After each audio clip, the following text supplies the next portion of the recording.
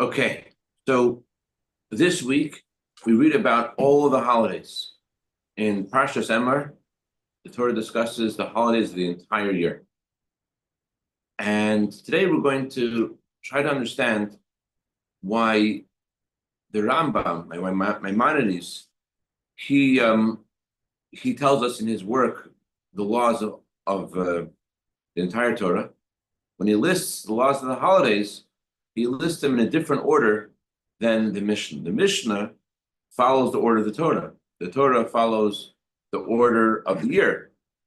So after listing Shabbos as the first mitzvah, the Torah then goes on to discuss the mitzvah of Passover and continues throughout the year, holiday of Shavuos, and then the Rosh Hashanah, Yom Kippur, and Sukkot.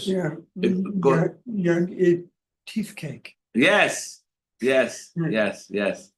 So the Torah goes in the order of the year: Passover, the Omer, Shavuos, cheesecake. Thank you, Ron. Yeah. Rosh Hashanah, Yom Kippur, and Sukkot. But the Rambam doesn't follow the same order. And the Magid Mishnah explains that the reason why the Rambam does not follow this order, the Rambam has a whole different order. He first of all brings Shabbos and Erevin, as the Mishnah does. Then he brings the laws of Yom Kippur, then the laws of Yontif, then the laws of Matzah, and Shofar, Sukkah, and Lulav, a whole different order. Magid Mishnah says like this. He starts off with Shabbos, because Shabbos is a very famous mitzvah. It's fundamental to our faith. Shabbos is famous, it was given in the Ten Commandments.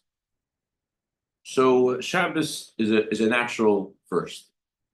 Then the Rambam brings the laws of Erevin, which are connected to Shabbos. Part of the laws of Shabbos are the laws of how to set up a private domain and a public domain on Shabbos. Then the Rambam goes on to discuss the laws of Yom Kippur. Yom Kippur has weight. The laws of Yom Kippur are very weighty, very major obligation. The laws of Yom Kippur are the shvisa, the laws of abstaining from work on Yom Kippur are similar to that of Shabbos. And then the Rambam talks about afterwards, says the Magid Mishnah, the laws of Yontif in general, how we're meant to abstain from work on Yontif and all holidays, Pesach, Shavuos, and Sukkot. And then he talks about the way each holiday is unique. There's the laws of Matzah, the laws of Chametz on Pesach, and then there's the laws of Shofar, Rosh Hashanah, and the laws of Lulav and Sukkot. He goes into the unique characteristics of each holiday after first saying what all the holidays have in common, and that is how we're meant to abstain from work on those holidays. So we need to understand this. The fact that Maimonides doesn't mention all the sacrifices in the book of holidays, book of Zmanim, in Maimonides' work on all the laws of the Torah, makes sense because the Rambam has a separate book dedicated to sacrifices. However, why would the reasons that the Magid Mishnah presents, why would those reasons override what the Torah says, what the Mishnah says, and what the year says? The year has a chronological order. So why wouldn't the Rambam just follow the order of the year? And also, Maimonides, he delays discussing the laws of Kiddush HaChodesh, the laws of how to establish a month. The Jewish court is meant to determine when the new moon is, and based on that, all the holidays are established. So it would seem that should be the very first thing to discuss. First, discuss how we get to a calendar, and then discuss the details of the calendar. But the Rambam doesn't mention this at all until the very end of the Book of Times, the Book of Zman. And it's not like the Rambam doesn't mention the order of the Torah at all. In the Rambam, in his introduction to his magnum opus, to his book, his 14th book presentation, all the laws of the Torah, in his intro, he mentions the mitzvahs of the Torah. And in the order of the mitzvahs of the Torah, how does he present the holidays? exactly the same way that the Mishnah does, exactly the same way the Torah does. So how come when he gets into the details of the laws, does he prefer the reasons of the Maggid Mishnah and not the order of the time, the natural times of the year? So before we understand this, let's ask another question about the intro of the Rambam to this book of times. Every book of the Rambam, we just, Baruch Hashem, made a siyum on the book of times in those who are studying the regimen of 3 chapters a day. And we went through the final laws of Kiddush HaChidush. But the very beginning of the book is a verse. Every book of Maimonides is preceded by a verse. The verse that precedes the book of times is this. It's a very fundamental verse in education. The verse says, I bequeath your inheritance forever because they are the joy of my heart. It's a fundamental idea in education. The best way to share the Torah with your children is by being the joy of your heart. When it's something that makes your heart happy, then your kids want to do it, as opposed to Jews who always would say, it's difficult to be a Jew. It's hard to want to follow a path that's difficult and cumbersome and makes you tired. So the best way to bequeath the Torah is how could I bequeath the Torah? Because you say because it's the joy of my heart. But this verse doesn't seem to fit the book of times. Maimonides himself delineates the difference between the book of times and the book of love. In the book of love, Maimonides says, I'm going to tell you all the mitzvahs which are applied to all times. The book of times, on the other hand, are about mitzvahs which are only relevant to certain times of the year. But the verse that he's quoting has a connotation of something which is constant. It's I bequeath your inheritance forever. The Rambam is emphasizing it's something which is not relevant to a certain time, it's forever. It's the joy of my heart. I mean, you might want to say that Maimonides brings this verse before the laws of holidays because the holidays bring us joy. But that's a difficult way of explaining the Rambam's choice of this verse, because that verse doesn't tell us the content of the book. It happens to be the holidays are joyful, but it's not the content of what the book is about. So it's not the content of Yom Kippur, for example. So the reason that Maimonides uses this verse is actually to tell us what the book of times is all about. So to understand this, let's understand the idea of the Torah giving us holidays and mitzvahs to do at certain times. There are two elements. The Torah's command to keep certain commandments at certain times. One element, one aspect is there is a time that is different. And another element is there's an obligation to man. There is the way this day is different. It's a different day of the year. Then there is the obligation on man. Let's say it this way. There are certain obligations on man, and they're done different times of the year. If we were to talk about the mitzvah of shofar, for example, we could talk about the day of Rosh Hashanah obligating the mitzvah of shofar. It's one element, one aspect. Or we could say Jews are supposed to blow the shofar. When are we supposed to blow the shofar on Rosh Hashanah? So there is the way the mitzvahs are on man, which they're always resting on our heads. Mitzvahs are always upon us. Let's say, for example, you have one lulav, and you're in a city which doesn't have any other lulavs. Let's say you're in jail with the lulav. If you burn the lulav before Sukkot, you are deliberately nullifying the mitzvah. You are now transgressing the mitzvah, although it's not Sukkot yet. But because you've destroyed the lulav, you're violating the mitzvah of Sukkot. You're going against the mitzvah of Sukkot. The mitzvahs aren't only commandments for us to do at the time that they happen. They're constant commandments. Because they're applied, we do them different times. That's the perspective that the Maimonides takes in his book of times. This is different to the way they are listed in the written Torah. And that's why the written Torah and Maimonides approach the order differently. The written Torah begins the laws of the holidays by saying, let me tell you about the moyad. Let's talk about the special times of the year. Since the Torah is talking about the special times of the year, that's the Torah's perspective, the Torah's angle of these laws, of these holidays. Therefore, the Torah follows the chronological order of the year. Pesach, and the Omer, then Shavuos, then, all right, then Sukkot.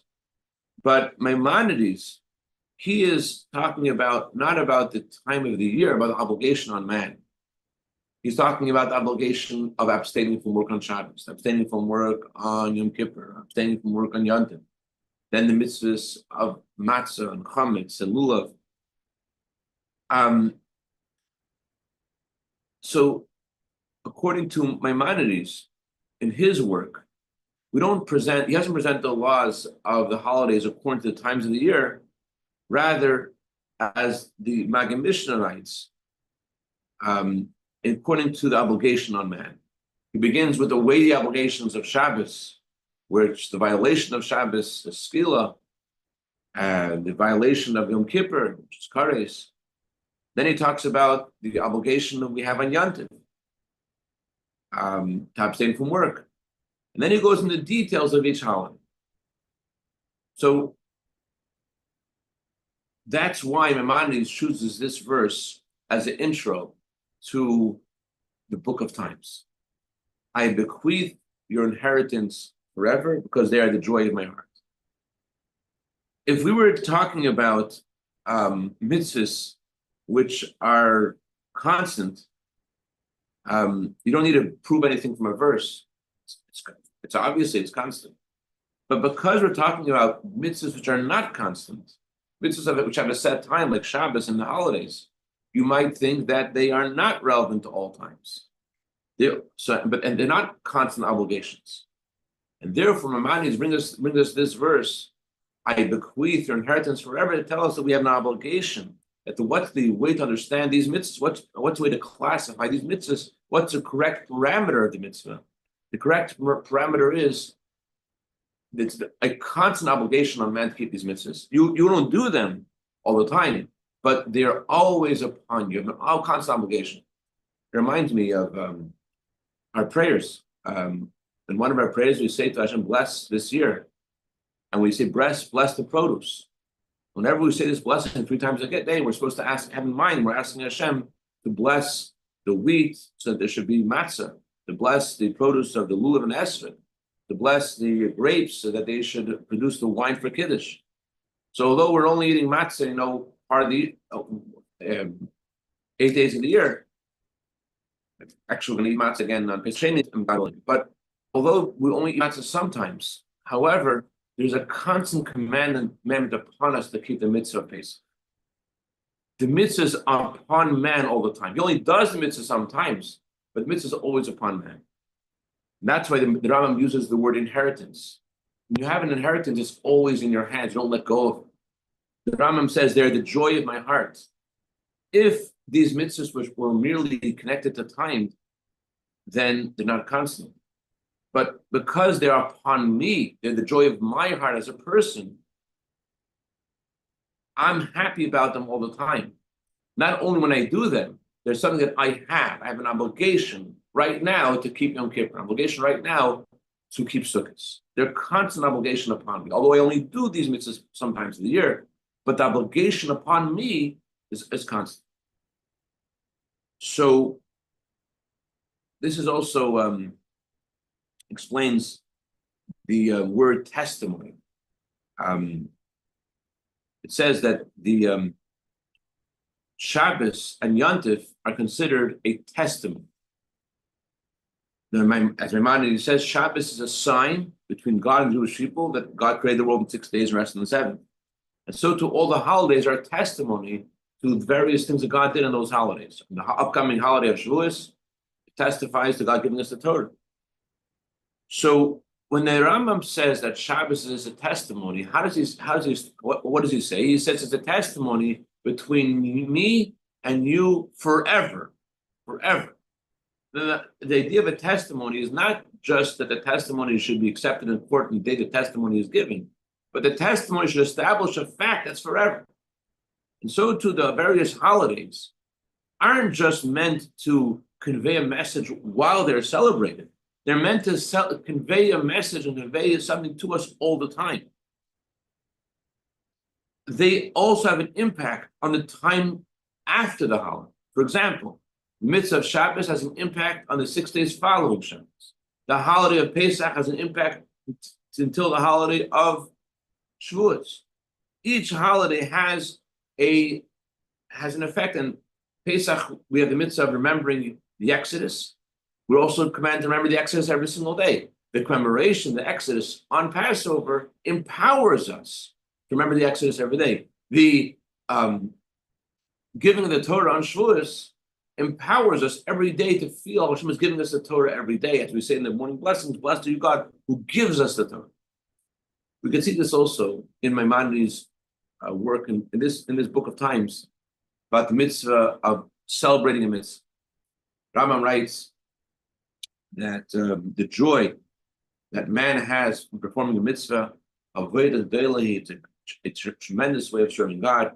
Rambam says we should learn from King David, who danced with all of his might. And where does Maimonides mention this law about celebrating a mitzvah? You'd think this is in the more fundamental laws, in the fundamentals of the Torah. After all, every mitzvah is meant to be done with joy. Every mitzvah has that joy. You have joy because Hashem commanded you. So why does the Rambam wait until the laws of Sukkot, laws of Lulav, to discuss being happy in the mitzvah? The answer is every holiday gives us something for the whole year. What does Sukkot give us for the whole year? It gives us joy. And that's why Maimonides places the mitzvah of joy in the laws of Sukkot. You want to know if you're doing Sukkot right, if it empowers your joy on Sunday morning on the 13th of Iyar in Tafshin Pei. You want to know how you celebrated Simchas Beis Sha'ev in the proper way. It has to do with the way you wake up on Sunday morning. That's why Maimonides includes in the laws of Lulav the mitzvah of being happy. How do you know if you really were happy in the right way if it impacted the rest of you? So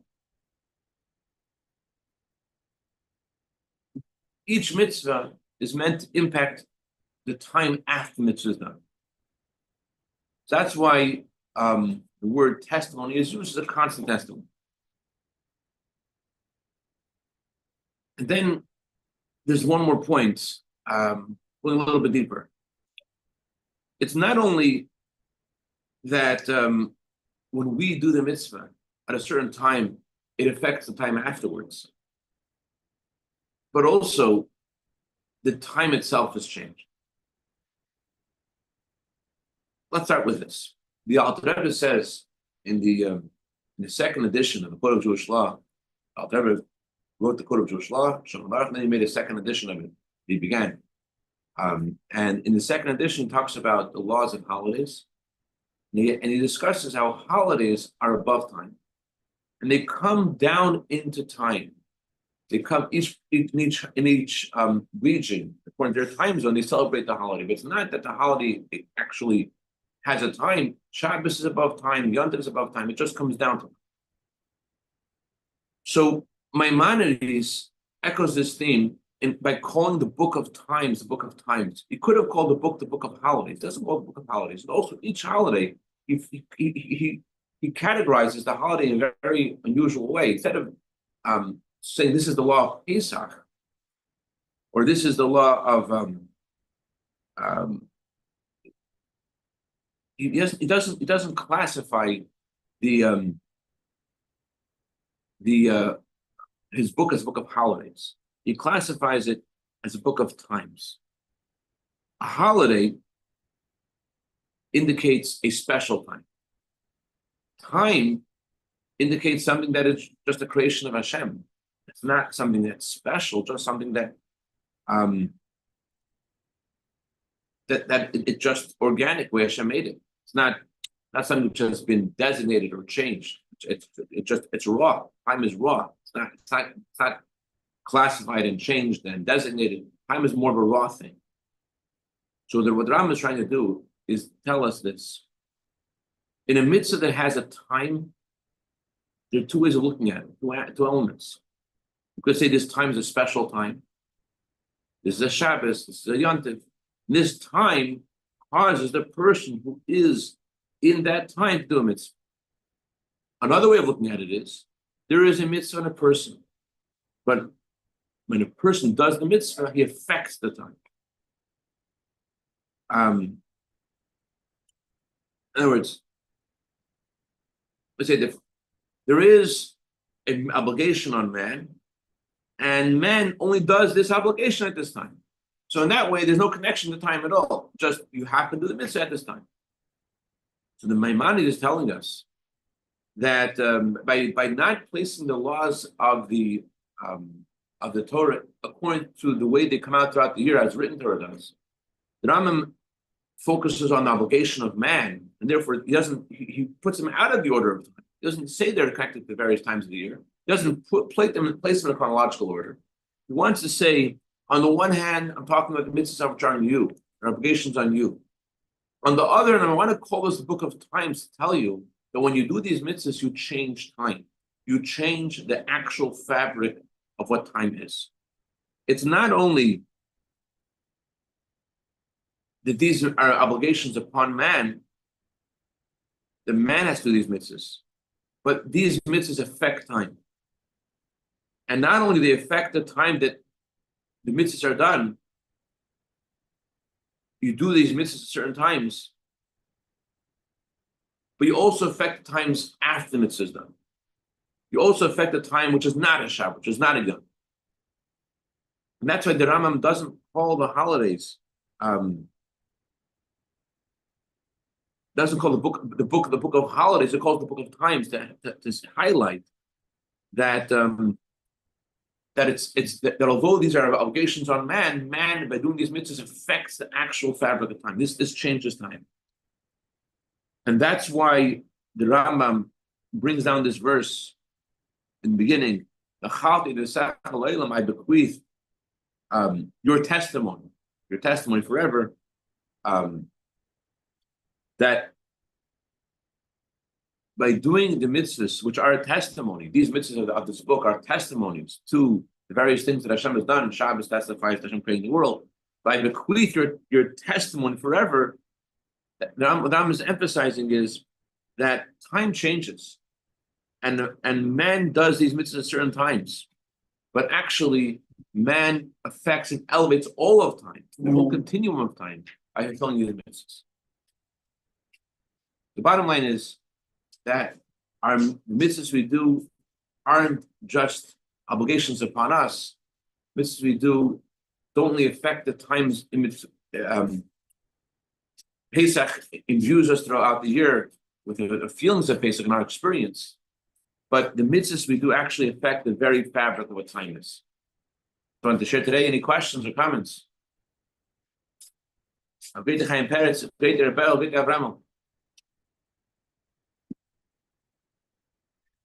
We'll see in a second when Mashiach comes in a moment.